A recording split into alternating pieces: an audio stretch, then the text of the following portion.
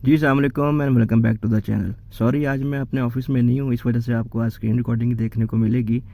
आज की कुछ अपडेट है, इस वजह से मैं आपको स्क्रीन रिकॉर्डिंग दिखा रहा हूँ कि ट्रेजर फंड में जो गैस फ़ी थी स्टेक लगाने के लिए, जो कि पहले 12,500 थी, जो कि पहले $50 के अगेंस्ट बनती थी कि $50 आप डिपॉजिट करें और उसके अगेंस्ट आप 12,500 TUFT टोकन्स लेके अपना स्टेक एक्टिव कर सकते हैं। कल की डेट में ये प्राइस $50 से $125 पे गई। कल रात को ये देखा कि 125 से भी ऊपर प्राइस गई।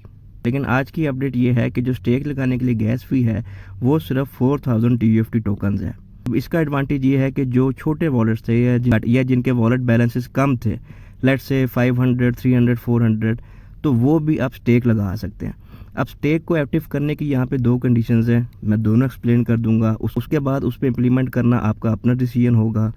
जिन मेंबर्स के वॉलेट कनेक्ट थे और उनको TUFT बैलेंस में 5000 टोकन्स जो हैं वो ऑलरेडी मिले थे फ्री में, तो वो तो फ्री में अपने 5000 टोकन्स यूज़ करें और उसमें से 4000 की गैस फी दें और अपना स्टेक एक्टिवेट कर दें, जो भी आपकी अमाउंट है।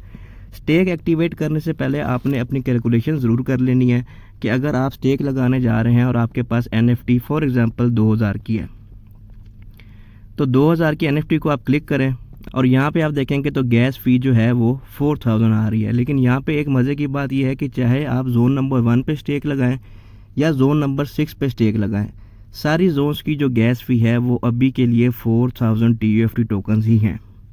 लेकिन स्टेक लगाने से पहले आपने अपनी कैलकुलेशन ज़रूर कर लेनी है कि आपकी जो अमाउंट है वो कितनी बन रही है। मेरी अगर 2000 की NFT है तो उसके अगेंस्ट मुझे 1.5% का मतलब है कि डेली $30 मिलेंगे, या उसके अगेंस्ट जितने मेरे TUFT टोकन्स बनते हैं वो मिलेंगे। तो अगर मैं 10 डेज़ का भी यहाँ पर स्टेक लगाता हूँ तो डैट मीन्स मुझे $300 मिल जाएंगे। अब $300 में से भी आपने फर्दर कैलकुलेशन करनी है, वो किस तरह से वो मैं आगे चल के आपको बताता हूँ।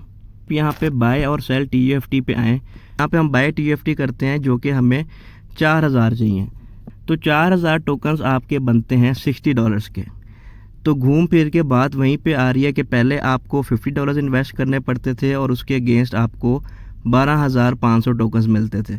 लेकिन अब आपको $50 से ज़्यादा इन्वेस्ट करने पड़ रहे हैं लेकिन टोकन आपको कम मिल रहे हैं।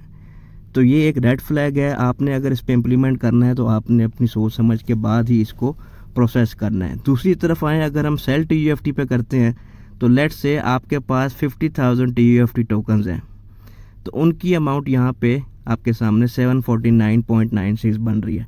लेकिन विड्रॉ करते हुए आपने अपनी कैलकुलेशन ये करनी है कि 50,000 टोकन्स अगर आपके पास हैं तो वो स्वाप नहीं होंगे, जो कल की वीडियो में मैंने एक्सप्लेन किया है।